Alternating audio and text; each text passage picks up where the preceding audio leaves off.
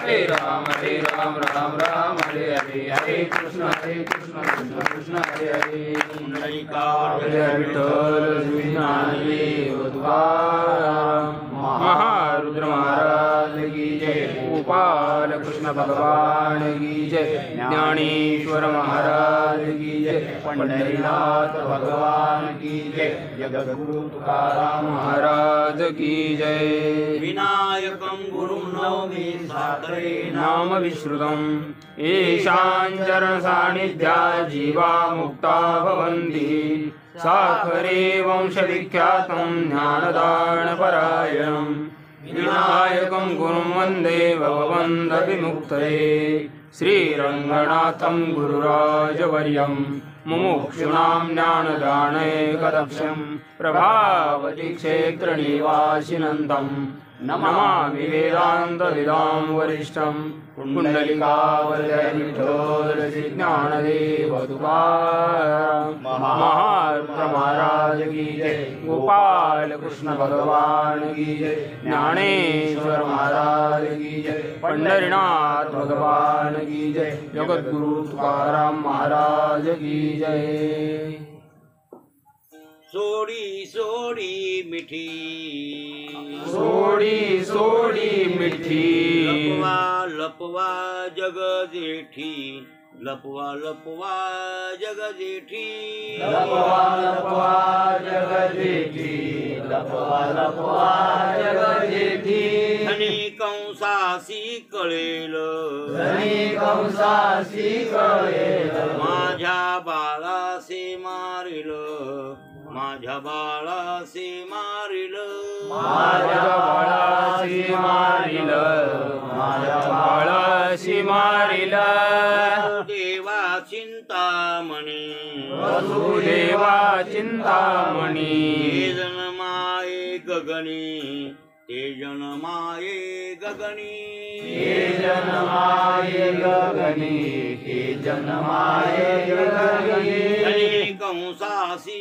कळेल धनी कंसासी कळेल माझ्या बाळासे मारिल माझ्या बाळासे मारिल माझ्या बाळासी मारिल माझ्या बाळासी मारिल नामा म्हणे आले हसे नामा म्हणे आले हसे नामा म्हणे आले हसे नामा म्हणे आले हसे देव तेव्हा सांगतसे देव तेव्हा सांगतसे देव तेव्हा सांगतसे देव तेव्हा सांगतसे धनी कंसासी कळेल धनी कंसासी कळेल धनी कंसासी कळेल धनी कंसासी कळेल माझ्या बाळासी मारिल माझ्या बाळासी मारिल माझ्या बाळाशी मारिल माझ्या बाळाशी मारिल प्रस्तुत प्राप्त प्रसंगी सेवेसाठी निवडलेला अभंग नामदेवरायाच्या गाथ्यातील आणि बाळ क्रीडा प्रकरणातील 1503 या गाथ्यातला 1503 वा क्रमांकाचा आपला आज कृष्णाष्टमी म्हणजेच गोकुळाष्टमी कृष्णाष्टमी गोकुळाष्टमी काय जन्माष्टमी काही ठिकाणी जन्माष्टमी म्हणतात तिला काही ठिकाणी कृष्णाष्टमी आणि आपल्याकडे याला गोकुळाष्टमी जास्त प्रचलित आपल्याकडे काय गोकुळाष्टमी हो मला वाटतंय नाथांच्या भागवतामध्ये काय वर्णन आहे पर्वविशेष भागवत धरणी नरसिंह जयंती रामनवमी वामन जयंती जन्माष्टमी काय ठीक आहे उत्तम उत्तम शिवरात्र आहे पण जन्माष्टमी नाथांनी काय नाव घेतलं तिला जन्माष्टमी हो काही ठिकाणी जन्माष्टमी म्हणतात कुठं कृष्णाष्टमी म्हणतात आणि सर्व थेव आपण गोकुळाष्टमी आपल्या महाराष्ट्रात जवळजवळ बरेच मराठवाड्यात तर गोकुळाष्टमी म्हणतो ही गोकुळाष्टमी या दिवशी भगवान कृष्ण परमात्म्याचा अवतार झाला भगवान कृष्ण परमात्म्याचा 8वा अवतार कितवा? 8वा. देवाचे अवतार अनंत आहेत. अनंत अवतार असते आणि अनंत अवतार घेशी हाही वर्णन तुम्ही काकड्यात करा. अनंत अवतार घेशी भक्ता कारणे कनवाळो कृपाळो दिना राजी उद्धरणे किंवा धर्मरक्षावया अवतार घेशी आपल्या पाळीशी भक्तजना अमृषीसाठी जन्म सोसलेले दुष्ट निर्जलेले किंवा देवाशी अवतार भक्ताशी संसार दुहिता विचार एकपणे. कितीतरी अवताराचं वर्णन आहे. भगवंताचे अवतार आहेत. अनंत अवतार घेतले देवानं. बरं, पण त्यात अनंत अवतार जरी घेतले असले तरी भागवतानं म्हणजे श्रीमद भागवतात त्यांनी जे सूत महाराज आहेत त्यांनी 24 अवतार मान्य केले. किती? 24. त्यातले 24 अवतार त्यांनी मान्य केले. धन्वंतरी दिग, बरं काय, व्यासादिग, हे असे 24 अवतार एकूण त्यांनी मान्य केले. कोणी? सूत महाराज. हो, भागवताच्या पहिल्या स्कंदामध्ये ते वर्णन आहे. सूत महाराज सौनकादिकाला सांगतात पहिल्या स्कंदामध्ये. बरं काय, सुख सांगे परीक्षिती दुसऱ्या स्कंदापासून. पहिल्या स्कंदात सुख सांगे नाहीत. पहिल्या स्कंदामध्ये सूत सांगे सौनका नैमिषारण्यामध्ये कथा सांगतात सूत सौनकादिकांना की भगवंताचे अवतार 24 झालेले आहेत ते, आणि त्यामध्ये ते वर्णन बी आहे कोणते कोणते झाले हेही सगळं सांगितलंय. असं त्यामध्ये हे कृष्ण राम आलेले आहेत ना, भगवंताचे 10 अवतार आलेले आहेत, पण ते 24 त्यांनी मान्य केले. हे 24 त्यांनी मान्य जरी केले असले तर वारकरी संप्रदायाला मान्य 10 आहेत. आपल्या संप्रदायाला किती मान्य? 10 कोणते? तर मत्स्य, कच्छ, वराह, नारसिंह, वामन, परशुराम, राम, कृष्ण, बौद्ध, कलंकी, म्हणजे 9 झाले. आतापर्यंत झाले 9. बौद्ध झाला ना, कलियुगी बौद्ध 9वा झाला. ते गौतम बौद्ध तेच आहेत ना. आणखीन एक मोबाईल असला तरी कामा करून बंद करून मान लावलाय, बंद केलाय. तर बौद्ध अवतार हे गौतम बौद्ध गेला. फक्त वेद बाह्य गेले म्हणून आपल्या वारकरी समाजाला तेवढी मान्य पडली नाही, किंवा आपल्या वैदिक लोकांना वारकरीच म्हणून नाही, जे वेदातले लोक आहेत तर ते विरोध आहेत. का विरोध आहेत? वेदाची निंदा केली त्यांनी आणि करावी लागली त्यांना, काही पर्याय नाही. देवच होता ते, आणि वेद देव एकच आहेत बिचाऱ्या. वेदावर विश्वास आहे त्याचा, तरी पण तितक्या पुरतं त्या वेदाला बाजूला सारावं लागलं. हिंसा होऊ लागली, त्या मुख्या जनावराला मारू लागले, बोकडायला. बोकडं जास्त कापू लागले यात न्यायामध्ये. त्या काळात ते बंड माजलं होतं कर्मकांडाचं, म्हणून ते कर्मकांडाचं बंद करण्यासाठी भगवंतानं ऐकू नका वेदाचं असं सांगितलं. वेदाचं ऐकू नका, वेदात जरी यज्ञ करा आणि बलिदान द्या म्हणले असले तर तुम्ही ऐकू नका असं सांगितलं. हिंसा करायची नाही. अरे हिंसा करणं पाप आहे, गुन्हा आहे. हिंसा करणं चांगलं नाही आहे. कोणत्या झाडाचा पान सुद्धा तोडणं गुन्हा आहे असं त्यांनी पटवायचं. कोणी? आणि असं पटवून लोकांना आणि अहिंसेत आणलं आणि दया आली म्हणून व्यास ऋषींनी वर्णन केलं. सदय हृदय पशुघातम दर्शित पशुघात. हे देवा ते काय जय जगदीश हारे 9 म्हणजे 10 अवताराचं स्तोत्र केले. 10 अवतार दशावताराचं स्तोत्र म्हणतात त्याला. संस्कृत भाषेत पद्मकाराला शिकवले भाषेत दशावताराचं स्तोत्र आहे, संस्कृत भाषेत आहे. म्हणजे ते 10 अवताराचं वर्णन त्यात आलं. तर जयदेव स्वामींनी त्याच्यात वर्णन त्या श्लोकात केले की भगवान तुम्हाला दया आली आणि तुम्ही पशूंचा घात पाहिला म्हणून तुम्ही गौतम या नावानं अवतरला असं व्यास ऋषी कबूल करतात. आणि शंकराचार्य कबूल करतात गौतमाचा अवतार.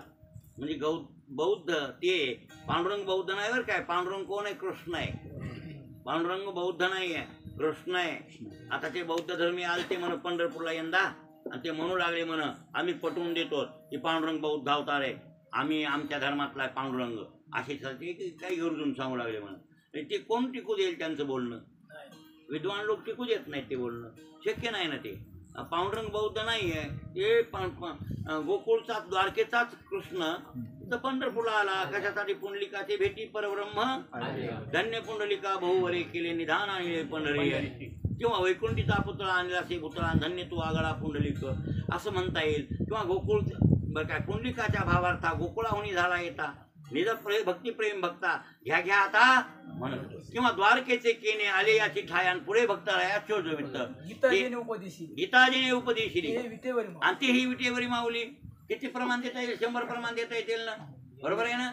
हा, यमुनेचा विहारी यमुनेचा विहारी तोची हा पंढरपूर आणि तोच हा पंढरपुरी. किती सांगावं मग. पुंडलिकाच्या निकट सेवे हा, पुंडलिकाच्या निकट सेवे कैसा धावी भराडी. हो, पुंडलिकाच्या सेवेसाठी गोकुळाहून आला. आपल्याला गोकुळचं वर्णन द्वारकेचं मथुरेचं पाहिजे, असं त्याच्यात आलं पाहिजे. म्हणजे तिकडचाच कृष्ण आहे ते. पांडुरंग बौद्ध नव्हे. पांडुरंग कोण आहे? श्रीकृष्ण आहे. आज त्याची जन्माष्टमी आहे. आज त्याची जन्माष्टमी आहे ना, आणि ते पांडुरंग आहे. आज पांडुरंगाचा जन्म आहे असं म्हणलं तर अवघड नाही. आज कोणाचा जन्म आहे? पांडुरंगाचा जन्म आहे. पांडुरंग परमात्मा आजच्या दिवशी जन्मले असं काही म्हणलं तर वावगं नाही. पांडुरंग आणि कृष्ण दोन नावं जरी असली तर वस्तू एक आहे. हा, गौतम मात्र देवाचा अवतार 9 आहे आणि ते बौद्ध अवतार आहे, बरं काय. त्याचं वर्णन आणि आमच्या जयदेव स्वामींनी केलं, म्हणजे व्यासांचे अवतार आहेत. आणि शंकराचार्यांनी त्यांना नमस्कार केला.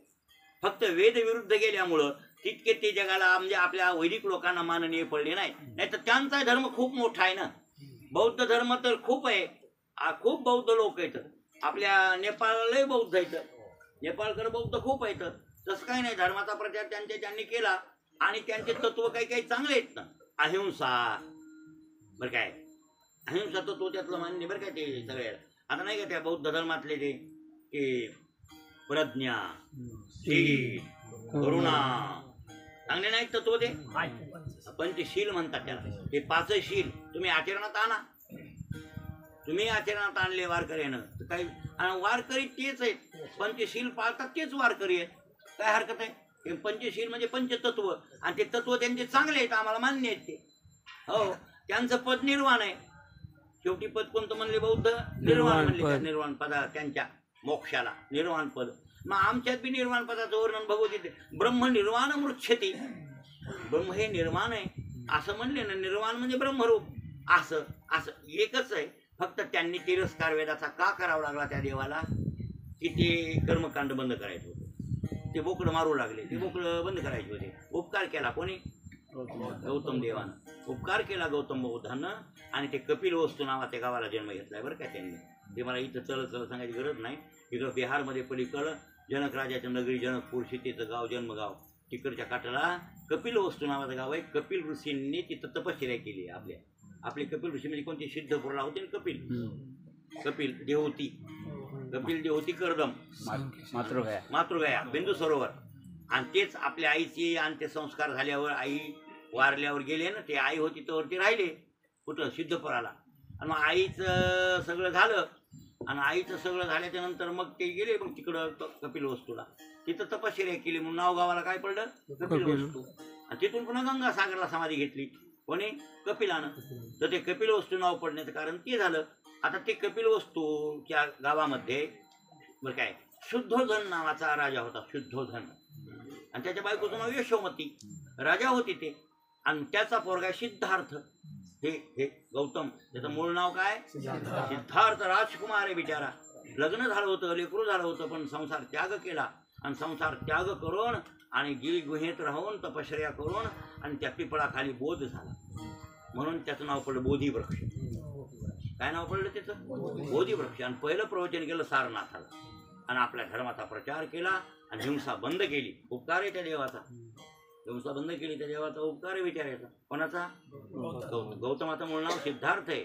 आईचं नाव यशोमती. बापाचं नाव शुद्धोधन. असे त्यांचे नाव आहेत बरं. हो, असो. म्हणजे आपला भगवान कृष्ण परमात्मा देवाचा कितवा अवतार आहे? 8वा. कृष्ण परमात्मा म्हणजे आपल्याला हे 10 अवतार मान्य वारकऱ्यांना. त्यापैकी कृष्ण परमात्म्याचा 8वा अवतार. देवाच्या 8व्या अवताराला खूप किंमत आहे. अवतार आहे 8वा आहे. देवाचा अवतार 8वा. देवकीचा मुलगा 8वा. त्याला नाव 8. त्याच्या बायका पट्टराण्या 8. जन्मायला तिथी निवडली अष्टमी. 8वी मध्य तिथी आहे. मध्य माग 7 दिवस, पुढे 7 दिवस 15 वाड्यात. मधातली तिथी अष्टमी. मधातली ना अष्टमी. 15वी तिथी ना ते. माग 7 गेल्या, पुढे 7 गेल्या की झाल्या 14 तिथ्या. आणि मधात ही अष्टमी. बरोबर जर 15 वाडा आला तर 15 तिथी असतात ना. मधात अष्टमी आहे. अशी मधली तिथी निवडली अष्टमी आणि रात्रीच्या 12 वाजता. बरं काय, बुधवारी रोहिणी नक्षत्रावर भगवंताने अवतार घेतला म्हणून पंढरपुरातून बुधवारी निघता येत, आळंदीतून गुरुवारी निघता येत नाही. खरे वारकरी आळंदी गुरुवारी सोडित नाही. नाही, गुरुवारी मुद्दाम लोक येतात. आणि आपण कसं गुरुच्या वारी तिथून गुरुपासून जाव, आपले गुरु आहेत माऊली, आणि माऊलीपासून गुरुपासून गुरुवारी जाऊ नये यासाठी गुरुवारी आळंदी सोडायची नाही आणि बुधवारी पंढरपूर सोडायचं खरे सोडित नाहीत नियमधारक. पण ते आता त्याचा काही विचार एकादशीला घराला काय जाते कवाय येते कवाय त्याचा विचार करायची गरज नाही. पण सोडत नाही का, बुधवार भगवान पांडुरंग परमात्म्याचा वार आहे, त्याचा जन्मवार आहे. वसुनामतीची बुधवार असेन सुख सांगत असे परीक्षित रोहिणी नक्षत्र 2 प्रहर रात्र माया घारी अस्त्र वृक्ष पाळा असं वर्णन त्या जन्माच्या अभंग. मग आता हे अभंग निवडलाय मी, तर ते अभंग गाथ्यातला नामदेवरायांच्या आणि नामदेवरायाच्या गाथ्यातली बाळकिडा कृष्ण जन्माचे अभंग बाळकिड याच्यात या गाथ्यात कृष्ण जन्माचे अभंग बरं काय याच गाथ्यात हो. मग राम जन्माचे अभंग वगैरे बरेच या गाथ्यात काय हनुमान जन्माची भेट नामदेवरायाच्या गाठ्यामध्ये, काही नाथांच्या गाठ्यामध्ये हनुमान जन्माचे अभंग येतं आहेत ना, नाथांच्या गाठ्यामध्ये बी एका जनार्दन आहे. पण इथं जास्त आहेत नामदेवरायाच्या गाठ्यामध्ये जन्म काळाचे अभंग देवाच्या जास्त आहेत, हे लक्षात ठेवा. आणि त्यातलाच एक बाळकिर्ड्यातलाच एक अभंग निवडलाय आणि 1503 वा. एक ऐका, देवाचे अवतार 10 पण अवतार किती असोत प्रकार मात्र 6. प्रकार किती? 6. अंश, अंशांश, कला, आवेश, पूर्णतम. प्रकार किती झाले? 6. काही अंश अवतार आहेत, काही अंशांश आहेत, काही कला अवतार आहेत आणि काही आवेश अवतार आणि पूर्णतम अशी 6 प्रकार आहेत. त्यापैकी आवेश अवतार परशुराम, आवेश अवतार नरसिंह आवेश अवतार देवाचा आवेश अवतार, परशुराम बी आवेश अवतार आहे. काही कला अवतार असू द्या, पण पूर्ण अवतार राम आणि पूर्णतम रामापेक्षाही परिपूर्ण आहे. पूर्णतम या शब्दाचा अर्थ परिपूर्ण. मग आता तुम्ही दोन्हीतला फरक काय, परिपूर्ण आणि पूर्णतम यातला फरक थोडा सांगतो म्हणजे कळेल तुम्हाला. जसं ज्ञानानं माणूस पूर्ण होते आमच्या वेदांत शास्त्रामध्ये, ज्ञान झालं जगन मिथ्य ब्रह्मसत्य जीव ब्रह्मैव नापार, हा त्याला म्हणतात अपरोक्ष ज्ञान. कोणतं ज्ञान? अपरोक्ष. अस्ति ब्रह्मेती चेद्वेद, परोक्ष ज्ञान मी होतात अहम ब्रह्मेती चेद्वेद, साक्षात्कार असो तिथे. मग साक्षात्कार त्याला म्हणतात. माणूस त्यावेळेला पूर्ण झाला, ब्रह्म झाला, मुक्त झाला. पण मुक्त जरी झाला, पूर्ण जरी झाला, पूर्णाची जरी प्राप्ती केली तर परिपूर्ण नाही. मग परिपूर्ण कवा होतो? भक्तीत आल्यावर. ज्ञान उत्तर भक्ती पुन्हा हस्तगत केल्यावर मग ते कोणतं झालं? परिपूर्णता आहे. ते जीवन परिपूर्ण आहे. लक्षात आलं की नाही? त्याप्रमाणे राम अवतार पूर्ण, कृष्ण अवतार नाही परिपूर्ण. हो, असं गर्गाचार्यांनी गर्गसंहितेत वर्णन केले. परिपूर्ण मे साक्षात श्रीकृष्ण नान्य वही एक कार्यार्थमागत्यम कोटी कार्यम चकार. कोट्यावधी कार्य करून जातो, एक कार्यासाठी येतो, अनेक कामे करून जातो, असा परिपूर्णतमो साक्षात. काय परिपूर्णतमे साक्षात? परिपूर्ण कोण आहे? कृष्ण. श्रीकृष्ण आहे. नान्य वही, त्याच्याशिवाय दुसरा परिपूर्ण कोणता अवतार नाही. मग काय फरक आहे दोन्हीतलं? थोडक्यात सांगून जातो. राम अवतारातलं त्या अवतारातलं कमी जास्तपणा एवढा आहे की राम अवतार कार्य करण्यास स्वतंत्र आहे, पण निर्णय मात्र स्वतंत्र नाही. कृष्ण अवतार तसा नव्हे, कार्य करण्यातही स्वातंत्र्य आणि निर्णय घेण्यातही स्वातंत्र्य. आणि कुठं धक्का नाही लागून घेतला. 16,108 बायका करून ब्रह्मचारी म्हणून घेतला कोणी. आणि म्हणूनच राम अवतारामध्ये ब्रह्मचर्य व्रत धारण करून रामाने आपलं वैकुंठ गमन केलं. तिथं नाथ महाराज म्हणतात, गावबा महाराज सांगतात, मग यानं ब्रह्मचर्य व्रत का धारण केलं? पुन्हा यज्ञात बायका दान का केल्या? राम अवताराच्या शेवटच्या अध्यायात वर्णन आहे उत्तरकांडामध्ये. लक्षात ठेवा. काय म्हणले राम आमचे गावबा महाराज? नाथांत रामायण नाही ते, उत्तरकांड कोणी केले? गावबांनी. गावबा म्हणले तुम्हाला माहित नाही बरं काय, यानं सीता नव्हती उपस्थित, वनात नेऊन सोडली होती. यज्ञाला बायको तर लागतीये, म्हणून त्यानं डाव्या हाताला सोन्याची बायको करून घ्यावी आणि त्या ब्राह्मणाला दान करा. आता ते देव राजा होता म्हणून जमलं, इतक्या सोन्याच्या बायका दान केल्या का की ना दत्ते मुपतिष्ठ, दिल्याशिवाय मिळत नाही. अरे काय बालाजी, हा इच्छा कल्पनेची व्यर्थ बापा. या जन्मात दान धर्म काही केला तर पुढच्या जन्मात मिळते. अन्नदान केलं तर पुढे खायला मिळते. त्या राजाला नाही काय अन्नदान नव्हतं केलं, बोंबला मांस खायला यावं लागत होतं, मड खायला. हा मग या जन्मात काही द्या, जे जे देताल ते पुढच्या जन्मात तुम्हाला मिळतंय. हे शिकवण्यासाठी ना दत्ते मुपतिष्ठती, म्हणजे दिल्याशिवाय मिळत नाही हे त्याला माहित होतं किंवा शिकवायचं होतं लोकाला. म्हणून त्या देवानं आणि बायका दान केल्या पुढच्या जन्मात जास्त मिळाव्या.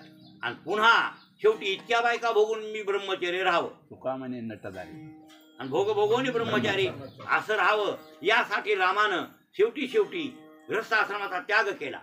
आणि कोणतं व्रत धारण केलं? ब्रह्मचर्य, शुद्ध ब्रह्मचर्य व्रत धारण करून आणि त्या अयोध्यात शिरले. अयोध्या नदीत गेले ना, हा तिथून गेले. गुप्तार घाट म्हणते त्याला, गुप्तार घाट. तुमच्या बघण्यात नाही आला यावर्षी घाट, याने दाखवलं त्या ऑटोवाले. तुम्हाला मी बोलणं करून नेलं तर ते सुपव्या होता, ते एजंट कडू होता बाबा. ऑटोवाली चांगली होती. ते तुमचा जे दलाल होता का मधला, ते लय खाडू होता. तुळशी घाटाला नेलं. मी म्हणायलो त्याला, अरे तुळशी घाटाला काय नाही बा, तू तिकडं गुप्ता काय करावं. असं ते खाडूच होतं, जरा चांगलं होतं तेव्हा, बेकार होतं असं. असो एक. आता ते भगवान रामचंद्र त्या गुप्तार घाटातून गेले, ब्रह्मचर्य व्रत धारण करून गेले. का? कृष्ण अवतारात आपल्याला ब्रह्मचर्य राहायचं. कसा ब्रह्मचारी? 16,000 बायका करून. इथे एक बायको केली तर ब्रह्मचारी म्हणता येणार नाही आपल्याला. ब्रह्मचारी तुम्ही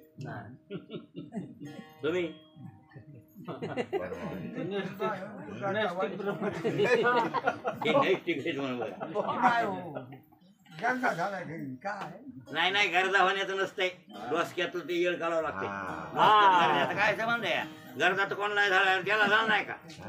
अहो एक बायका 16,108 होत्या आणि एका बायकोला 10 पोरं दिली. त्याच्यात प्रत्येकीला 10 पोरं.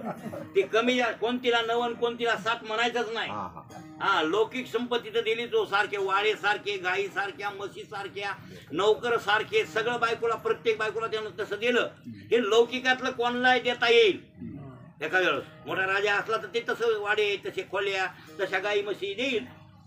पण एवढं नाही देता येत, पण देईल. पण अलौकिक लेकर बाळ देता येते सारखे बायकायला.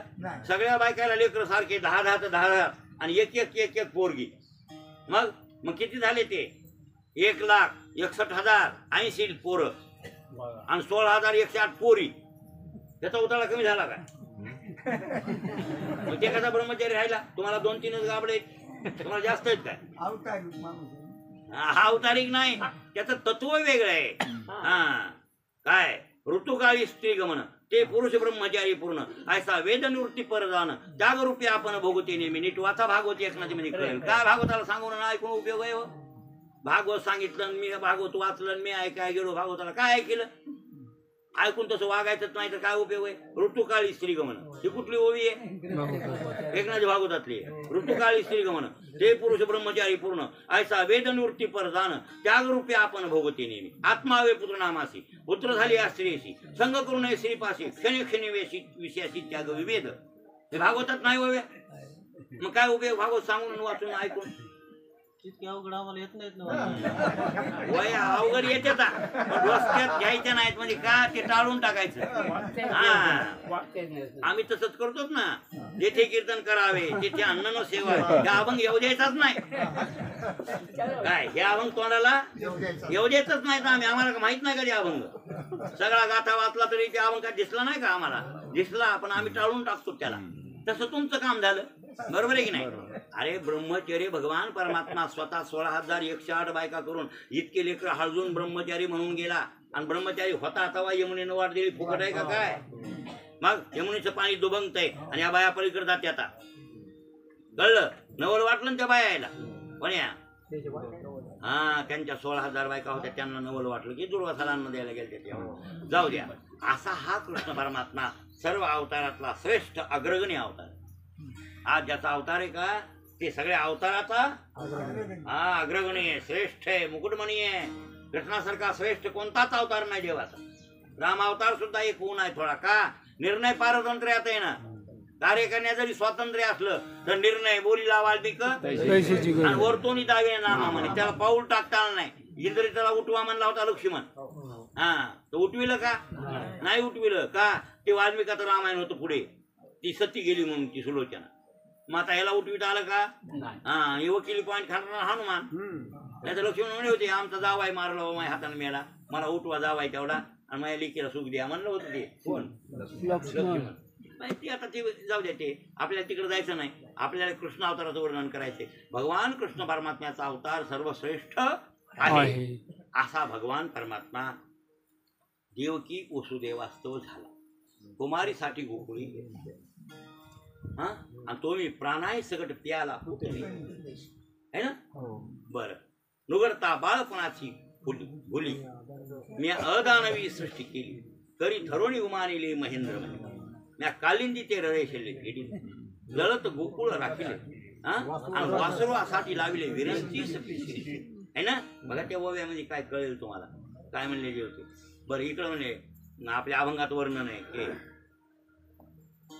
देवकी अवदरी वाहिला यशोदा सायाशी पाळीला शेकी उपयोगा केला मला वाटते ज्ञानेश्वरी आणि अभंग आहे. देवकीने वाही लागे यशोदेने पाळीला आणि पांडवाचा बंदी जन होऊन राहिला. बघा एकीनं जन्म द्यावा एकीनं लहानाचं मोठं करावं आणि उपयोगाला तिसऱ्याच्याच केला. लक्षात आलं. म्हणजे ज्याचं जे पुण्य होतं ज्या ज्या आणि भक्तांना जे पुण्य केलं ते देऊन टाक. आता हे वसुदेव देवकी एक लक्षात ठेवा. काय म्हणते ते वसुदेव म्हणाले तर सोडा सोडा मी सोडी सोडी मी लपवा लपवा जो घाबरलो.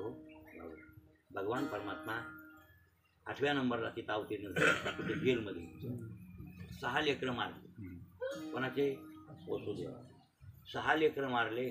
7व्या नंबरचं लेकरू योगमायेनं काढलं आणि रोहिणी उदरी नेलं. रोहिणी म्हणजे नंदराजाच्या घरी राहत होती वसुदेवाची थोरली पत्नी. वसुदेवाला पर्यायानं सांगतो 14 बायका. किती तुमच्या ऐकण्यात नाही तुम्हाला माहित नाही. ते जरा बघा सगळे पुराण होल केले पाहिजे. हरिवंश पुराण पहा. कोणतं पुराण हरिवंश पुराण एक आता ध्यानात ठेवा. पुन्हा गर्गसंहिता पहा. गीत गोविंद पहा. एकाच ग्रंथाने श्रीमद भागवत दशमस्कंद. श्रीमद भागवतातला कृष्णाचं वर्णन करणारा ग्रंथ श्रीमद भागवताचा दशमस्कंद. पूर्णपणे कृष्णाचंच आतापासून इतिपर्यंत दशमस्कंद ते हरिवंश पुराण महाभारत अखिल पर्व हे पुन्हा गर्गसंहिता आणि गीत गोविंद आणि संत वाङ् असे काही कृष्णाचं वर्णन करणारे बरेचसे ग्रंथ आहेत. आणि मग त्यामध्ये तुम्ही पहा त्या वसुदेवाला पहिली खरी थोरली बायको रोहिणी आहे. आणि रोहिणी सहित दुसऱ्या तिच्या बहिणी होत्या 4 आणि ती एक रोहिणी किती झाल्या 5. त्या 5 पोरी हे कशाला पुन्हा मधात कोणाचं येईल नाही टेक आहे मग इथं एक लक्षात ठेवा. मी काय सांगायलो की पौरव वंशाच्या कुरु वंशाच्या पौरव किंवा कौरव पौरव आणि कौरव एकच आहे. आणखीन विसरू नका. खरं तर पांडवाला पौरव बी म्हणता येते कौरव बी म्हणता येते. नुसते पांडव कौरव ते दुर्योधन हे ते 101 होते ना त्यालाच लोक कौरव म्हणतात. आणि पांडवाला पंडुराजाचे असल्यामुळे पांडव म्हणतात. आपण कौरव पांडव पण तसे नव्हे. कौरव बी पांडव बी कौरवच आहेत आणि दोघं बी पौरव बी आहेत आणि सगळेच भारत आहेत. आणि इथं अर्जुनाचं बकळ भऱ्या भागवत म्हणला तर कृष्ण परमात्मा भारत भारत भारत नाव दिले ना अर्जुनाला. मग भारत नाव धर्माचं बी आहे पांडवाचं बी आहे दुर्योधनाचंही भारत आहे. का भरत वंशात जन्मले ते भारत. कुरुच्या वंशात जन्मले म्हणून पौरव आणि कुरुकुलात जन्मले म्हणून कौरव असे नाव आहेत त्यांचे. त्या पौरव वंशाच्या 5 पोरीत वसुदेवाला. वसुदेव पाहुणा आहे पहिलाच पांडवायचा. पांडवाची खानदान आहे पुरु आणि पुरुच्या वंशात शंतनू आणि बाल्लिक सख्खे भाऊ. शंतनू कोण भीष्माचा बाप. भीष्माच्या बापाचं नाव काय शंतनू पुत्र आहे भीष्म. बरं राजा शंतनूला भीष्म झालाय गंगादेवी पासून. आणि गंगा गेल्यावर मग ती केली कोणती सत्यवती बरं काय मत्स्यगंधा. आणि तिला झाले मग विचित्रवीर्य चित्रांगद एक लक्षात. त्या चित्रांगद आणि त्यांच्या बायकापासून हे धृतराष्ट्र पंडू हे तर तुम्हाला माहिती आहे महाभारताचं कुळ. असो, आपल्या भीष्माचार्याचा बाप होता शंतनू आणि शंतनूचा थोरला भाऊ होता बाल्लिक. काय नाव त्याचं? बाल्लिक. बाल्लिकाच्या 5 पोरी. 5 पोरी बाल्लिकाच्या. बरं, बाल्लिका नाही 7 इकडे आहे. हा, 5 पोरी बाल्लिकाच्या. थोरली रोहिणी आणि तिच्याहून दुसऱ्या 4 की झाल्या 5. त्या 5 दिल्या होत्या वसुदेवा कृष्णाच्या बापाला. लक्षात आलं की नाही? रोहिणी थोरली, दुसऱ्या 4, 5 झाल्या बालिक. मग आता भीष्माचा कोण झाला? मेवना झाला की नाही? चुलत मेवना. भीष्माच्या सख्या चुलत बहिणी त्या बालिकाच्या पोरी म्हणजे भीष्माच्या कोण झाल्या? बालिक आणि शंतनू भाऊ भाऊ म्हणले चुलत. मग भस्माच्या चुलत मेवना आहे वसुदेव. लक्षात आलं की नाही? त्या आता त्या झाल्या. आणि देवकाच्या 7 देवक कोणता? उग्रसेनाचा भाऊ, कंसाचा बाप उग्रसेन आणि कंसाचा चुलता देवक म्हणजे उग्रसेनाचा कंस आहे. आणि देवक आहे ना त्याची देवकी आहे. देवकाची असल्यामुळे देवकी. त्या देवकीच्या दुसऱ्या 6 बहिणी थोरल्या ह्याला दिल्या होत्या. कोणला? वसुदेवाला. त्या 7 आणि त्या 5 की झाल्या 12 आणि 2 दास्या होत्या भाणे घासणाऱ्या. एकीचं नाव सुतनू आहे आणि एकीचं नाव वडवा. की झाल्या बायका 14 बायकाचा नवरा आहे. कोण? कृष्णाचा बाप वसुदेव. हे लक्षात ठेवा. पहा गर्ग संहिता पहा, हरिवंश पुराण बघा. हे नुसतं भागवतात बसून भागवतात नाही हे वर्ण. श्रीमद भागवताच्या दशमस्कंदात हे वर्णन नाही. बरं, तुम्ही म्हणताल तिथं आहे काय की ते वर्णन तिथं नाही. त्या ग्रंथात सापडेल तुम्हाला. हो, तिथं आहे ते वर्णन. 14 बायकाचा नवरा आहे. कोण? वसुदेव. आता पहिल्या त्या पौरवंशाच्या 5 केलत्या आणि देवकीच्या पहिल्या 6 बहिणी केलत्या म्हणजे 13 होत्या. आणि 13 असून बी ते उग्रसेन आपले हे कंसाचं आणि त्या वसुदेवाचं दाजी भाऊजीचं नातं आहे ना. चुलत बहिणीचा नवरा आहे ना दाजी भाऊजी. दाजी एवढीच राहिली आमची बहीण देवकी, तुम्ही करा. नाही बाबा आता 13 आहेत, मला काय करायचं? ते त्या 4-5 आहेत, ह्या 6 आहेत. नाही एवढी आता तुम्हाला त्या वाटायला करा. हे हाऊसनं लग्न. आणि हाऊस मुळे आली. म्हणला वसुदेव. त्या 2 बाया सुतनून वळवा अजून त्या वेगळ्याच. बघा ना आता इतक्या असताना ही केली अजून. आणि हिच्यामुळं संकट आलं का? खरं तर हिच्यामुळं संकट येणार होतं ना. हा, हीच महत्वाची होती. कारण काय? ही कोण आहे तुम्हाला सहज सांगतो. देवकी पहिली प्रश्नी आहे त्याच्यामुळं करावं लागली म्हणाय हरकत नाही. मूळ पहिली प्रश्नी. आणि वसुदेव आहेत ना हे सुतपा प्रजापती आहे. कोण? सुतपा प्रजापती. आता ह्या दोघांना तपश्चर्या केली. सुतपा प्रजापती आणि प्रश्नी यांनी अशी तपश्चर्या केली की एका अंगुठ्यावर उभं राहिले कल्पचे कल्पवर. थोडे नाही 10,000 आणि 5,000 बी नाही, कल्पपर्यंत. आणि एकच ध्यास की विष्णू परमात्मा प्राप्त आमच्या पोटी या अशी काही इच्छा होती. आणि म्हणून त्यांनी उग्र तपश्चर्या केली. खूप तपश्चर्या केल्या वर मग उग देव सहजासहजी भेटत नाही. आणि पुन्हा सकाम भक्ती देवाला पटत नाही. त्याच्यानं लवकर उशीर लागते. लक्षात ठेवा, निष्काम भक्तीत लवकर मिळतंय देव. आव तू मागच्या वर्षी नाही देवाला काही.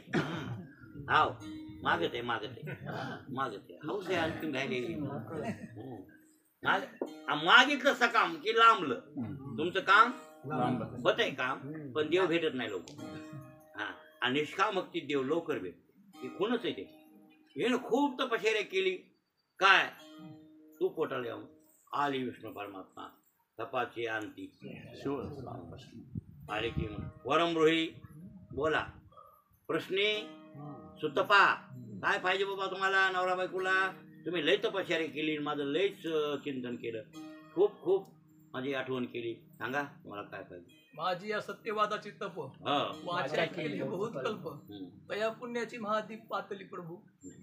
ती इथं गरज नाही तेव्हा इथं नाही ती गरज. आता इकडं बघा मग खूप तपश्चर्या केल्यावर मग म्हणले काय पाहिजे मागा. त्यांनी त्याच्याकडे बघितलं आणि त्यांनी सांगितलं तुझ्यासारखा मुलगा हो. तुझ्यासारखा. देवाने विचार केला म्हणजे माझ्यासारखा मीच आहे. माझ्यासारखा कोण हो. मीच आहे. आता हो म्हणलो. देव हो म्हणले तथास्तु म्हणले. पण देवाला सुद्धा त्याच्यासारखा देव करता आला नाही. फसलं ते बी हो म्हणून. ते म्हणाय पाहिजे होतं इथं आत्री अनुसयाला म्हणलं माझ्यासारखा मीच असल्यामुळं मीच तुमच्या पोटात येतो. आत्री अनुसयाला मागितलं होतं ना. आत्री अनुसयानं आत्री ऋषी अनुसया माता यांनी तपश्चर्या केली आणि यांनी तपश्चर्या केल्यावर ते म्हणले होते ह्याच विष्णूला. हेच विष्णू आहे ना ते बी. आणि त्याला तेच पाहिजे होतं. ते आले तिथं दोघे नवरा बघून तपश्चर्या केली. काय पाहिजे सांगा बोला. ते म्हणले तुझ्यासारखा मुलगा व्हावा. देव म्हणजे माझ्यासारखा कोणीच नाही मीच पोटाला येतो. दत्तोमय अहम इति यद भगवान सदत्ता. दान दिलं. स्वतःचे स्वतःला दान द्यायचा अधिकार बी म्हणले. दुसऱ्यानं दत्तक देऊ नये कोणाला. उगा लहान लेकराला दत्तक देते बाप त्याला काय कळत नाही काय नाही आणि कोणाच्या बोटीत टाकते. मोठं झाल्यावर पंचायती त्या जायजातीबद्दल भांडणं तंटे उडाल्या. मग त्याला आठवण उग बापानं मला ओटीत टाकलं म्हणून लागले मला काय करा म्हणून आमच्या बापानं ओटीत टाकलं. ह्या कटकटी वाढल्या आणि वाढत यात त्या दुसऱ्याच्या घरी गेलं तिकडे भांडत येत. कटकटी वाढतात की नाही हो. आणि मग ते लहान असते त्याला कळत नाही. तसा प्रकार होतो. कटकटी वाढतात मग ते नाही. पण स्वतःची स्वतः दान करायला जमते की नाही आपल्या आपण. मग ते म्हणजे विष्णू परमात्मा म्हणले दत्तोमया. काय दत्तोमया अहम इति यद भगवान सदत्ता. असं भागवतात वर्णन. मी तुम्हाला माझं दान देतो. दिलं आणि म्हणून नाव पडलं दत्त. नाव काय पडलं मग दत्त. मी दत्तक आहे म्हणजे आत्रेय ऋषीचा अनुसया मातेचा दत्तक आहे कोण विष्णू म्हणून नाव दत्त. आणि पुढे आलं आत्रेय. तीन मुंडकेत म्हणून त्रेय नाही हो. दत्तात्रेय दत्त अत्रेय हे विग्रह केल्यावर आहे. पण लिहिता असताना लिहायचं द त्याला डबल त आणि त्याला काना काय झाला आता दत्ता. आणि त्रेय तिथं त्रेय लिहायचं फक्त. पुढे अ लिहायचंच नाही. अ लोपत आहे पण मधातून निघतंय. कळलं का. दत्तात्रेय तर तिथे निघतंय दत्त अत्रेय. त्या कान्यामधून एक अ निघतंय असं धातू. मग दत्त अधिक आत्रेय म्हणजे बापा मुलाचं नाव आणि बापाचं नाव जोडून येतच की नाही पुढे. हा कोणता बाळू तो फलाण्याचा बाळू म्हणजे त्याच्या पुढे नाव बापाचं येतच ना.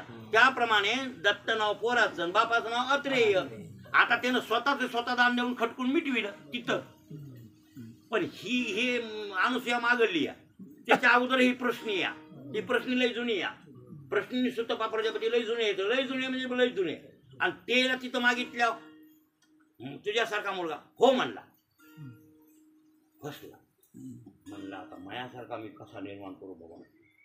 पण ते पडलं ना. माझ्यासारखा दुसरा कसा आणि त्याच्यासारखा दुसरा निर्माण करणं शक्यच नाही ना मला. त्याच्यासारखी वस्तू दुसरी कशी नाही. ती वस्तूच तशी आगळी वेगळी आहे. तिच्यासारखी वस्तू कशी करता येईल. म्हणून त्यानं म्हणला एक बारकडे एक बार दिलं हो म्हणलो. आणि जर लंडी आली तर तीनदा द्या. किती भाऱ्या द्या तीनदा द्या. तो फिटलं बालू तुम्ही तर किती लंड्या करता. एकदा देतो म्हणलं बरं का भास्कर. हा झोपू नको. मला तुला सांगू का जमानी तू कशाला सांगतो मला किती बाळ्या करतो हा.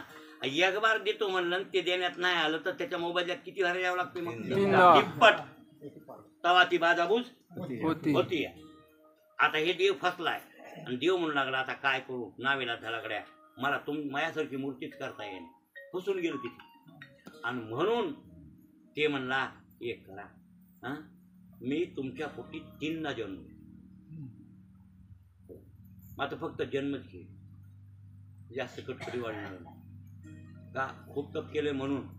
हो त्यावेळेला पहिला जन्म घेतलाय प्रश्निगर्भ म्हणून. त्या देवाचं नावच आहे प्रश्निगर्भ. सुतपा प्रजापती आणि प्रश्नी यांच्या पोटी प्रश्नी गर्भ म्हणून जन्माला आला. पुन्हा ते झाले कश्यप आदिती. कश्यप आदितीच्या पोटी उपेंद्र म्हणून जन्माला आला, वामन, आणि त्या बळीचा गर्भ हरण करण्यासाठी. हे 2 झाले. आणि तिसरा कृष्ण. तिसरा अवतार कुठे घेतला? कृष्ण. कृष्ण अवतार घेतला. आणि मग त्या टायमाला चतुर्भुज रूप प्रगटले. कुठं? इथं नाही, तिथं वर्णन आहे ना काय की तेज नमाये गगनी, प्रकाश पडला जन्ममध्ये, तेज नमाये आले चतुर्भुज. वसुदेव बघू लागला. इथं वर्णन आहे बरं का, भागवतात बी वर्णन आहे. 4 हात आहेत, शंखचक्र गदा पद्म उभा टाकली मूर्ती. वसुदेव देवकी खालून बघायला का ते उभा टाकले, ते बघू हात जोडलेले. ते म्हणजे आठवण केली काय? नाही म्हणजे आमच्या लक्षात येईल. अरे तू प्रश्नी आहेस. हे सुतपा प्रजापती, तुम्ही लोखंडाच्या काट्या उभा राहून वारं पिऊन तप केले. आधी तर पानं खात फळं खात होते, फळं खाता खाता सोडून दिले फळं खायची.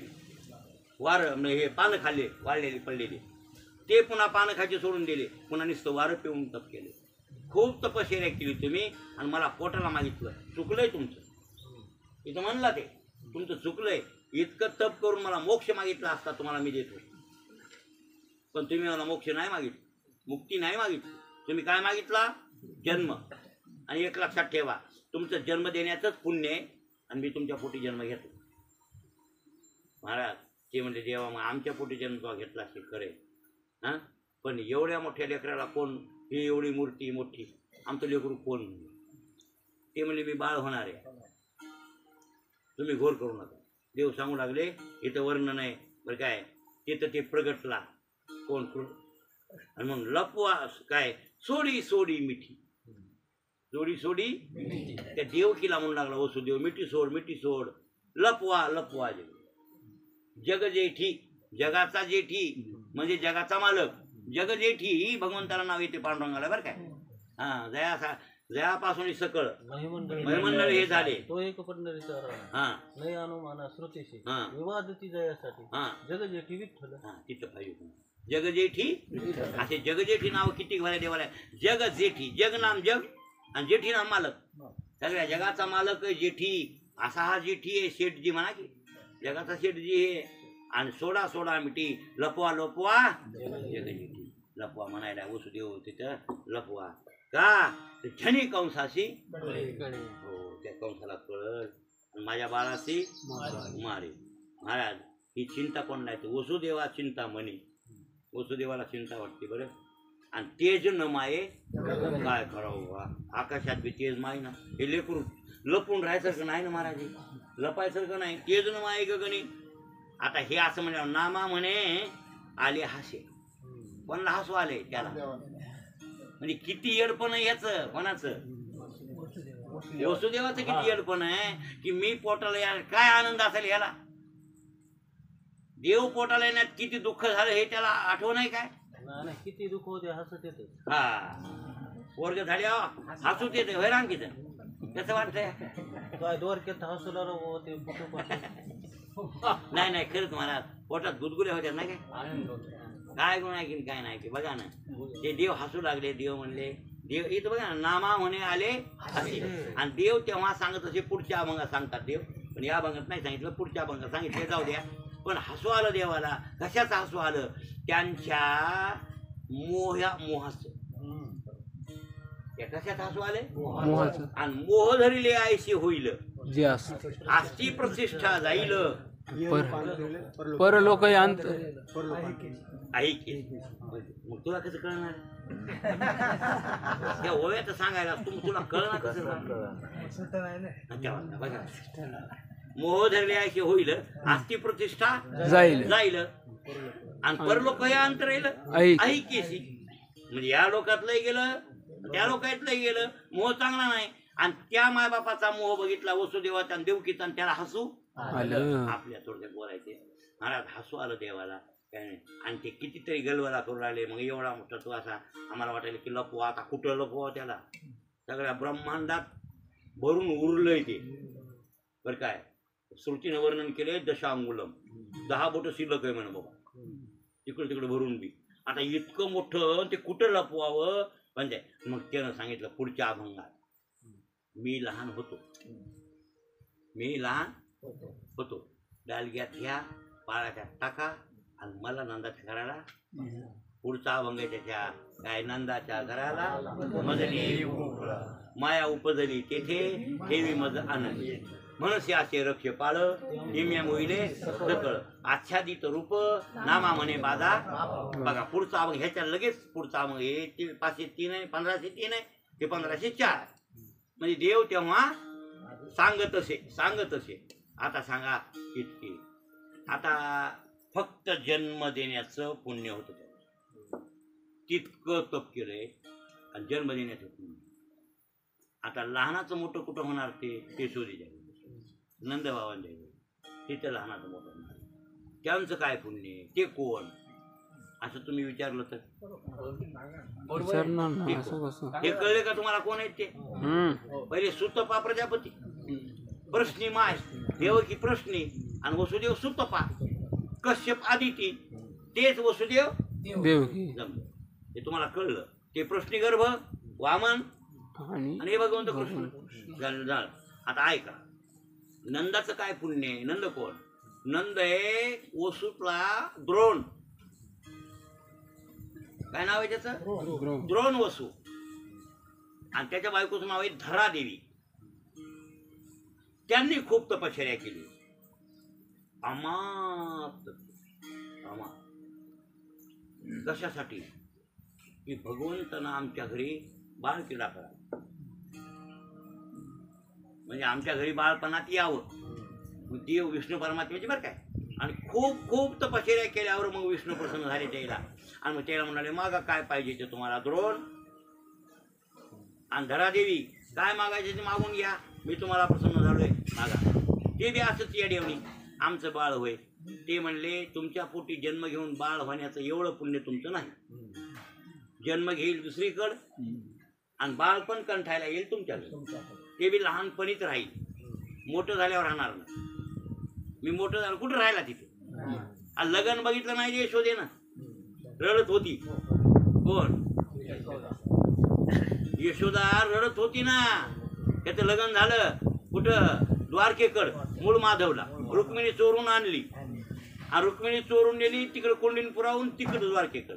आणि म्हणले होते भीमक राजा लग्नाला वापस ये बाबा, आता कसं शेवटी ब्राह्मविवाह करावा, असा पळवापळवीचा व्यवहार राक्षस विवाह होईल आणि ते अमान्य आहे शास्त्राला, लोकांमध्ये त्याची प्रतिष्ठा नाही. त्याच्यासाठी ब्राह्मविवाह करू आपण. तुमची वस्तू तुम्ही नेली, मला आनंद आहे. म्हणजे आमचं गावडं ऐकणं गेलं, त्या रायदंड केला तुम्ही, ते बोंबलत गेलं दुसरीकडे. आता ते गावात येणार नाही, तोंड दाखवित नाही. ते म्हणत होतं ते रुक्मिया, बहीण सोडून आणली तर येईल गावात, नाही तर दुसरीकडेच राहील, पण ह्या गावात येणार नाही. कोण म्हणला होता? रुक्मिया. त्यानं भोजकटनगर निर्माण केलं, तिकडच बापाला तोंड नाही दाखवणार म्हणलं. बाप नपुषक म्हणला होता. बाप काय म्हणला होता? नपुषक. म्हणून त्याला राग आलता. म्हणून ते म्हणला बहिणीला सोडून आणलं तर आणि ह्या गावात येईल, नाहीतर मी ह्या गावाला पुन्हा येणार नाही. ते तिकडच राहिले भोजकटनगर गाव निर्माण करून. मग ते भैष्मक राजाला वाटलं होतं लग्न करावं थाटानं, काय घोडे आता. मग ते नाही म्हणले भगवंत. ज्या गावात भांडणं झाले, तंटे झाले, ते देव गाव पालतं उलटं बलरामदादा नांगराण केलं, त्या ठिंगाणा वाजविला. आता मी तुमच्या गावात येणार नाही आणि तुम्ही इकडे या बिराड घेऊन. मग ते बिराड घेऊन गेले मूळ माधवला. कोणती? मूळ द्वारका आहे का? मूळ द्वारका आहे की नाही? हा, मूळ द्वारका म्हणजे ते मूळ माधव आहे. तिथल्या लोकांना माहित नाही इथं देवाचं लग्न लागले. मग इथं तिथं लग्न लागले त्या मूळ द्वारकेला. आपण पाहिले ना, त्या मूळ द्वारकेला नेलं हे बिराड इकून. आता 33 कोटी देव लग्नाला आणि त्यावर सगळी दुनिया होती. यशोदाला नेलं. यशोदेला माहितच नाही लग्न, म्हणून ती कष्टी होऊ लागली. कोणावर? कृष्णावर. मी लहानाचा मोठा केला आणि जरा करता सवरता झाला की त्या कंसाने यज्ञाला नेलं. आणि कंसाने यज्ञाला नेलं. मला तेव्हाच वाटत होतं हे आता परत येत नाही. तिथे गेला आणि तिथून गेला की त्याला मारलं आणि ते उग्रसेनला राजे दिला. लगेच सांदीपणे आक्रमण, पुन्हा लग्न, तिकडच रमला. आता तर द्वारकेचा राजाच व्हायलाय, काय करावं माय, असं तिला दुःख होतं. म्हणून तिला म्हणला तू घोर करू नको, मी पुढे व्यंकटांनी पर्वतावर अवतार घेतो बालाजी नावानं. हे दक्षिण भारतातला आणि बालाजी व्यंकट. हा, आंध्रा श्रीनिवास म्हणून अवतार घेणार मी. हा आकाश राजाची पोरगी करणार, त्यावेळेस तुझं नाव यशोमती असणार आणि तिथं मी तुला मग लग्नाला आणि तिथं लग्नात त्याची माय झाली. म्हणजे तिची इच्छा पूर्ण करण्यामुळे ते लग्न बघण्यामुळं तिथं लग्न नाही थाटाने केलं ना. मग हिनं लग्न बघितलं त्या बालाजीच्या माईनं म्हणा केला की बालाजीची माहिती झाली. असो आपल्याला तिकडचा संदर्भ नाही. हे द्रोण आणि धरादेवी हे नंदन यशोदा आहे. यांनी खूप तपश्चर्या केल्यावर मग ते म्हणले तर ते देवानं सांगितलं तुम्ही तुमच्या घरी फक्त मी बाळपण करू, लहानपणी राहील आणि वात्सल्य भाव तुम्हाला मी दिला तथास्तु म्हणले. आणि म्हणून कृष्ण अवतारामध्ये इथं जन्मल्यावर तिथं गेले. मला मदन येई गोकुळाला का पुण्य त्यांचं होतं लहानाचं मोठं करण्याचं. हो खेळणं हसणं बागडणं नाव घालणं धू घालणं हे सगळे कामं कोणी केले? यशोदा मैयानं आणि नंदबाबांनी केले कामं. महाराज अगणित त्यांचं पुण्य बरं काय. म्हणून तर कैसे भावार्थाचे बळ देव झाला त्यांचे बाळ. त्यांच्या भावार्थाचं बळ आहे. देव त्यांचं काय झाला कोट्यावधी वर्ष तपश्चर्या केली तर याची भेट सुद्धा होत नाही. तर त्यांच्या घरी खेळत आहे कोण? हो ना आनंद ब्रह्मांडे उदरी हरिहा बालक नंदा घरी नवल केवडे केवडे. हा पृथ्वी जेने तृप्त केली त्याची यशोदा भोजन घाली. बरोबर आहे. पुढे एक राहिलंय. अहो मला ती एक राहिलं विश्वव्यापक कमळापती त्याशी गवळणी करी घेती. बरोबर आहे. तुका म्हणे नटधारी भोगोनी ब्रह्मचारी. हे लक्षात ठेवा. आणखी हे काल्याच्या प्रसंगात अभंग घेता येतात ना. हे अशा प्रकारे कृष्ण किंवा बरं काय आनंद ब्रह्मांडे उदरी आणि उंबरा चढता टेकाधरी. ज्याच्या पोटात आनंद ब्रह्मांड आहे ते दरवाजाचा उंबरावटा ओलांडताने त्या चौकटीला धरायले. आता सांगा कसा गमती आहे. आनंद ब्रह्मांड पोटात आहे आणि ती चौकट ओलांडताने लेकर नाही का आता पडता येईल म्हणून धरता येईल ना. लेकरू चालायला लागल्यावर काय लवकर सपसप चलत नाही ना. त्या चालता येत नाही एवढं म्हणून ते हळू धरतं आणि पलीकड पाय. म्हणून तुकाराम महाराज म्हणले काय आनंद ब्रह्मांडे उदरी आणि उंबरा चढता. उंबरा म्हणजे त्या दरवाजाचा उंबरवाठा म्हणतो आपण त्याला. उंबरा उंबरा म्हणतेच ना दरवाजाच्या उंबऱ्याला. कळलं का माणूस त्याचा उंबरा आणि किती मला आणला नाही आपण. हा आपल्याला मला कोणतरी म्हणलं इथे रोडीबद्दल कोणतरी सांगू लागलं महाराज तुम्ही आमच्या घर ह्याच्या पाहुण्याच्यात गेले ना. मला उंबरा माहित नाही. तुमच्या पाहुण्याचा उंबरा माहित. खरं बोललो ना मी. उंबरा म्हणजे दरवाजाची चौकट असा त्याचा अर्थ होतो. लक्षात आलं की नाही. मग आता एवढा हा मग का एवढं पुण्य आहे त्यांचं. एवढं त्यांचं पुण्य आहे आणि तेवढ्या पुण्यानं बाळकृष्णानंदा घरी आनंदल्या नरणारे असं त्या दोघांचं पुण्य. आता इथं नंदाची सुकृत फार हा आले भगवंत घरा. वा नामदेव महाराजाचा अभंग त्याच्या खालचं काय नाही नाही पण यमक लागणार काय. नंदाची सुकृत अगणित हा भगवंत आले घरात लागणार नीट बरोबर. टलात टलात असं आलं पाहिजे. यमक थोडं जुळलं नाही. बरं दोघांचे पुण्य हे लक्षात आलं का. वसुदेव देवकी कोण मग आता. वसुदेव कोण.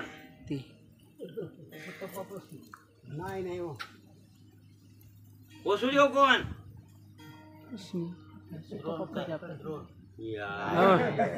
रोजच्या जागेवर नाही काय. वसुदेव सुतपा प्रजापती आणि देवकी कोण आहे मुळातली प्रश्नी. जाऊ द्या. नंद कोण आहे. नंद द्रोण वसु वसु वसु द्रोण द्रोण वसु. आणि यशोदा कोण आहे. धरादेवी. आता धरादेवी. आता जाऊ द्या. यशोदा भक्ती आहे. देवकी भक्ती आणि राधा माता या तिघी जणी भक्ती. अध्यात्म लावलं त्याला ब्रह्मज्ञान म्हणतो. अध्यात्मशास्त्र लाक्षणिक अर्थ बर काय. ज्ञानपूर्व भक्ती ज्ञानिया भक्ती ज्ञान उत्तर भक्ती अशा भक्तीच्या आधी प्रकार. लक्षात आलं. हा मग ज्ञानपूर्व भक्ती कोण. देवकी. देवाला जन्म देणारी ती. ज्ञानपूर्व भक्ती म्हणजे त्या भक्तीतून ज्ञान जन्मते. पुढे भक्ती नाही धरली हाती मागे ज्ञान वैराग्य धर्म येते ना. म्हणजे भक्ती केल्याशिवाय ज्ञान होतच नाही ना. मग ती अशी ज्ञानाला जन्म देणारी भक्ती कोणती? देव भक्ती. आता ते ज्ञानिया भक्ती ती कोण? राधा माता. का?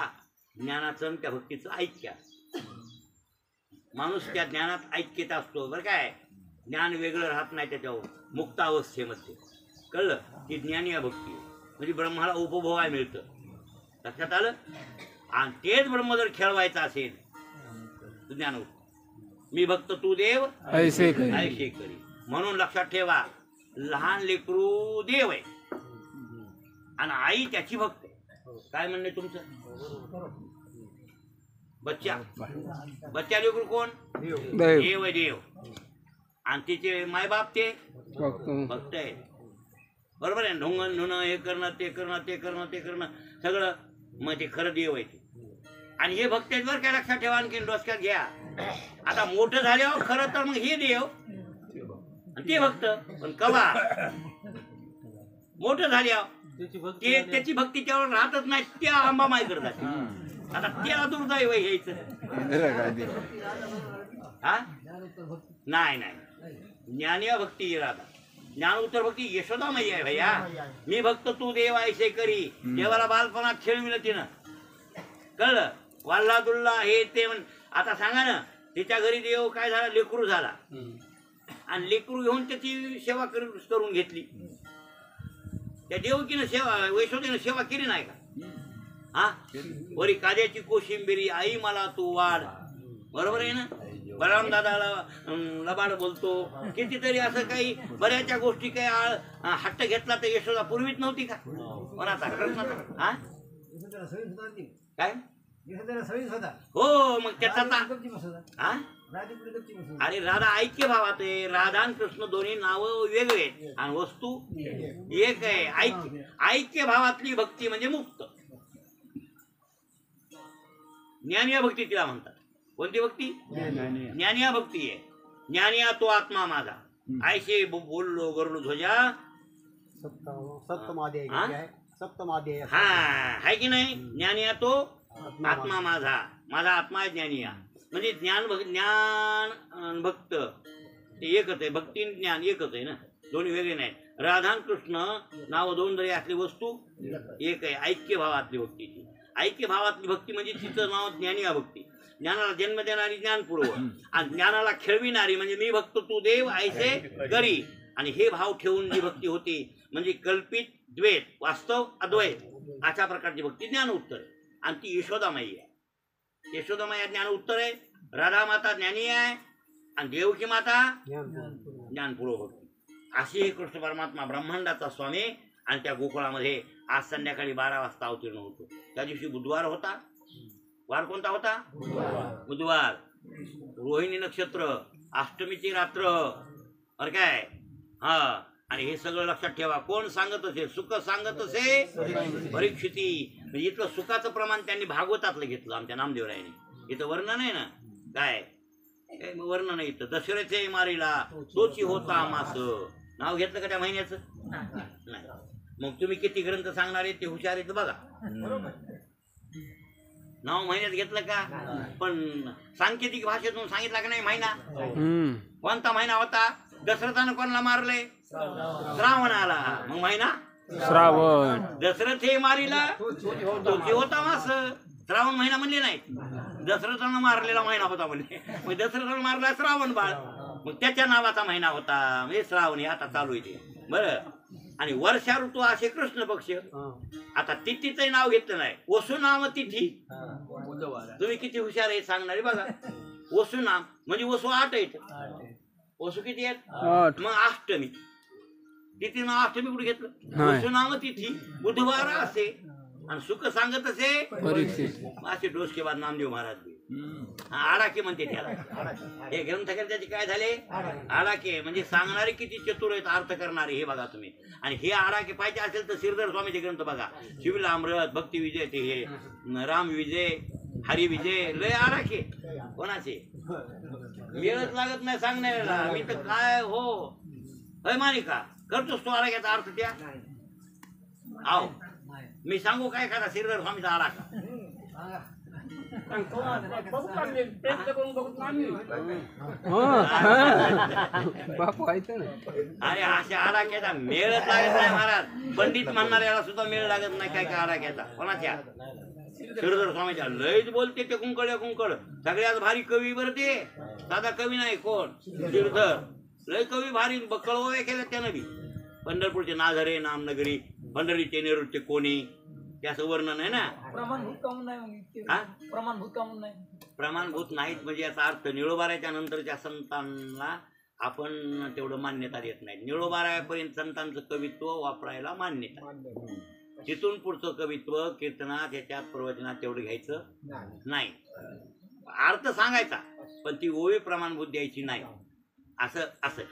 आणि त्यात त्यांनी ग्रंथात ते केलं नाही की संस्कृत घेतलं नाही. श्लोक नाही. त्यांनी फक्त ग्रंथ मोकळे केले. आणि संमती काय आमचा हरिविजय कशाच्या आधारे केला. संमत हरिवंश भागवत. भागवतातल्या कथा घेतल्या म्या, हरिवंशातल्या घेतल्या, आम्हाला मान्य आहे. पण तुम्ही श्लोक लिहिले का नाही. मग त्याच्यासाठी माऊलीला सुद्धा लिहावं लागले पुन्हा. ती देवानं लिहिली भगवद्गीता. आधी माऊलीनं ज्ञानेश्वरीत बडबड सांगितली. त्याला काय गीता पाठच होती कोणला माऊलीला. सगळी जशात तशी सार्थ हृदयात होती.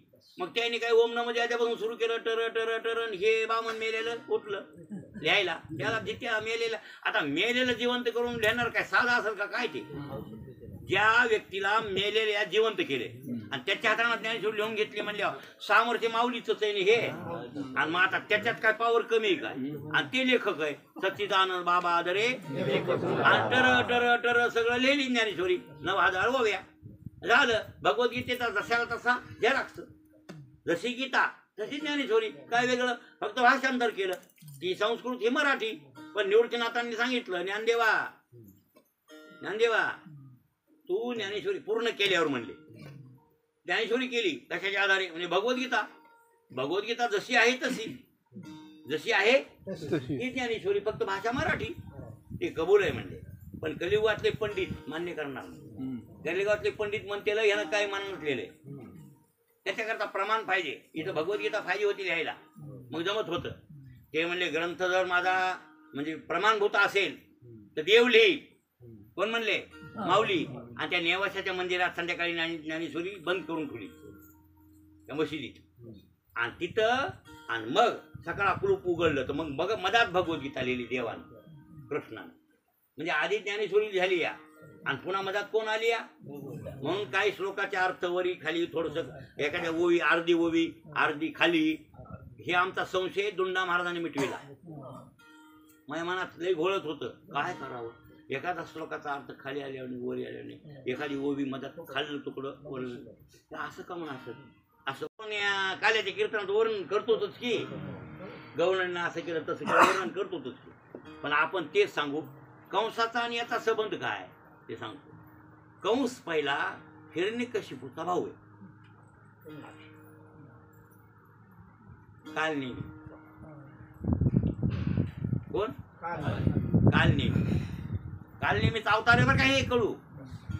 हे दैत्य आहे पहिला आणि आता मी दैत्य आहे. आणि दैत्याच्या पोटचं हे खरंच वगैरे त्यांच्या पोटचं नाही. एक कालनेमी नावाचा दैत्य होता हिरण्यकशिपूचा भाऊ.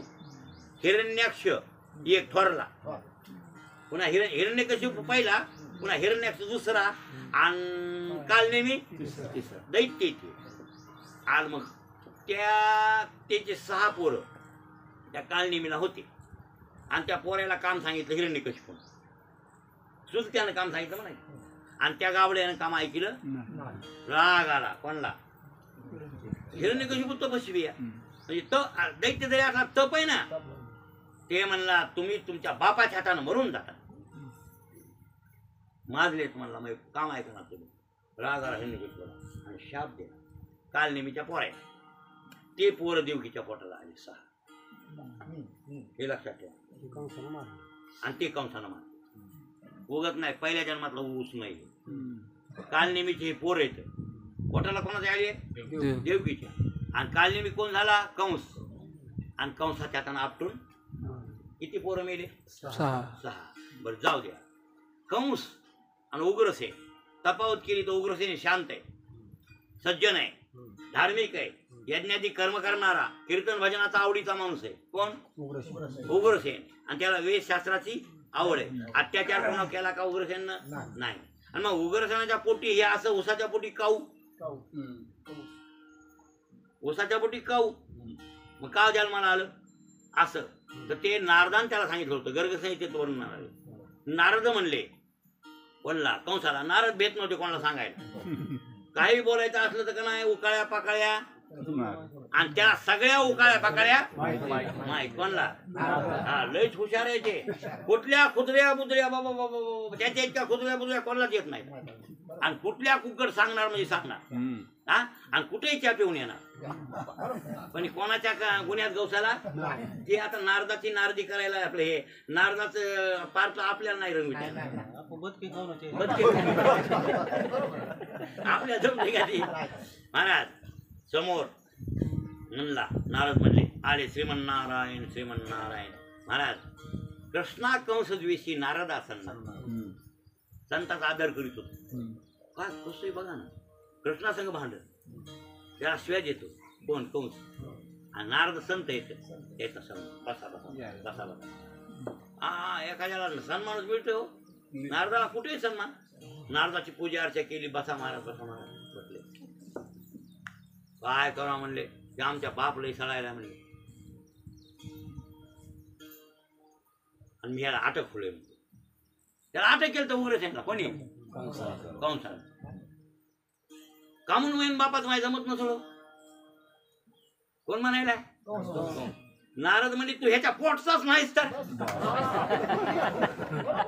त्याला काय माहिती त्याच्या माईनं सुद्धा सांगितलं नाही काय सांगाल अशा गोष्टी काय काय गोष्टी सांगायच्या नाहीत ना कुठं काय घडलं लेकराला कसं सांगावं इतकं इचकून सांगता येते का नवरा हे लग्नाचा दुसऱ्याचा पोटचं तसं म्हणता येईल महाराज त्याने इज्जत झाकून ठेवली ती पतिव्रता होती पद्मिनी नाव होतं तिथं पद्मावती पद्मावती एकच नाव त्या उग्रसेनच्या बायकोचं नाव काय पद्मावती चांगली होती उग्रसेनाची बायको बी आणि ते नवराही चांगला होता मग ते सहज म्हणला कंस मी महिन जमत नाही तर ते म्हणले तू ह्याचं कसं जमत तू ह्याच्या पोटचाच नाहीस तर मग कोणाच्या पोटचा आहे मी ते म्हणे सांगतो ऐक ते जन्मकथन सांगतो त्या माईन तुला सांगितलं नाही का नाही म्हणला सांगतो ऐक ते इज्जतीचा पंचनामा असते बा ते म्हणे सांगा मला तू माय पद्मावती म्हणे ही गेली होती विहार करायला संग दाशा घेऊन आणि एका डोंगरावर गेली म्हणजे हिमालयाकडे डोंगरावर गेली तिथं ह्या बाया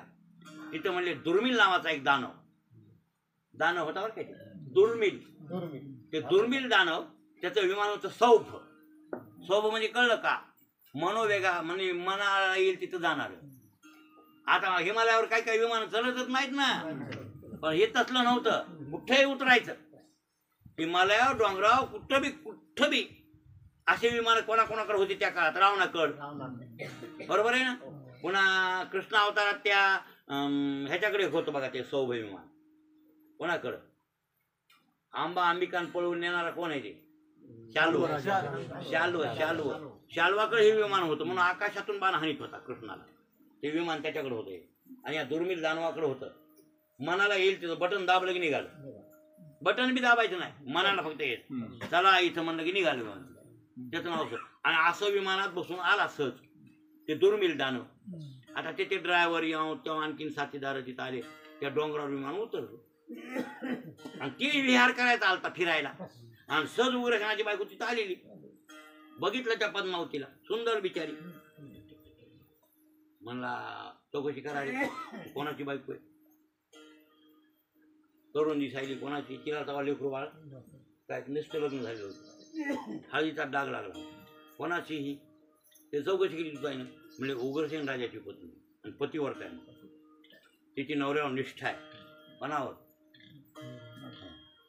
मग आता त्याला माहित होतं किती निष्ठा आहे म्हणल्यावर आपल्याला ही अशी भोग देणार नाही बरोबर आहे ना मग ते मायावी होता विमान मायावी आणि ते बी मायावी त्यानं रूप घेतलं उग्रसेनचं आणि उग्रसेनचं रूप घेतलं आणि त्या पर्वतावर आला मी आलो म्हणला काय कामाला तू इकडे शिलत बसलीस म्हणला अमुक झालं टमुक झालं त्याला काय आता कळू रूप बदलल्यावर काय आणि ती म्हणे कसा आला तुम्ही नाही नाही नाही नाही, माझ्या डोसक्यातच म्हणला तू ध्यानच आलं म्हणला म्हणून आलो म्हणला मी अमुक टमुक असं काय म्हणायलाय. आणि ते नवरात्रीला वाटला मला तावतीला झाले ना, मला तावतीला ते अयोध्येला, हा महालात अवतरले आणि वनाला गेले आणि जेलमध्ये अवतरलं ते राजाचा. हे उलट की नाही आता हे कोणाचं दैव कसं आणि कोणाचं दैव कसं. म्हणून पूर्व मला वाटतं पूर्व बरं का मागून बरं श्रीमंती, आधी गरिबी बरी पुन्हा श्रीमंती. रामानं वैभव लहानपणी भोगलं आणि मागून वनवास आला. इथं कृष्ण परमात्म्याला लहानपणीच वनवास भोगला. इकडं जाय जन्मल्यावर काय बेदारी यमुनेला काय पाणी आलेलं, पाऊस काय पडायलाय, पण पुन्हा राजा झाला द्वारकेचा. बरोबर आहे. आता ज्यावेळेला राम अवतार झाला अयोध्येत आणि सगळी दुनिया खुश, कौशल्या माता सगळे सगळे, दशरथ राजा बाबा बाबा त्याला आनंदाला पारावर नाही. दशरथ राजाला लय वैशाची शेवटी एकची वेवांजोटी झालं, त्याला तर लय खुश झाला ते. हा मग काय भूमीवरी सडे केशर कस्तुरी आनंदांतरे नृपाची. हो काय आनंद खुश महाराज, सगळे खुश, दुनिया अयोध्या खुश. का अयोध्येतल्या बाया सुद्धा म्हणू लागल्या लहान लेकरू लेकरू झाले लेकरू. मग त्या येशीवरल्या ते असतात ना ते नगारे, त्याचं नाव नवबदा. त्या नवबदावाल्याला सांगितलं वाजवा वाजवा वाजवा वाजवा. कोण जन्मले? दशरथ राजाला पोरगा जन्मला राम. वाजवा नवबदा. नवबदा वाजले की गावाच्या लोकांना कळालं. मग कशाच्या नवबदा? बाई म्हणाली एक बाईला, बाई कशाच्या नवबदा? केलाय. हा तर दुसरी म्हणती, एक म्हणती तिला कशाच्या नवबदा? बाई कशाच्या नवबदा? तर ते पुत्र झाला त्याच. हा मग दुसरी म्हणते बाई चला चला जाऊ बाळ कौशल्याचे नवसे भौत तिशी पावला भगवंत. हा नाही नाही, तिच्या भाग्य असो सुखी नामा म्हणे सर्वा मुखी. बरं झालं कौशल्याला पुरं झालं, चला चला. आणि ते आता पुढची ती अभंग सांगा म्हणे तर अंग काय घेऊन गेल्या उंची नाही नाही फडका धगा फडकी पेरण घेऊन गेल्या त्याला बघायला, जाऊ द्या त्या बघायला. आता सगळ्याला आनंद आहे, सगळ्या दुनियाला आनंद आहे. हा आपण काय बघायला गेलो नाही तेव्हा असतो किंवा नसतो दुसऱ्या काहीतरी काय कुत्रे फुत्रे असतो करायला. बरं तुम्ही कोण होते?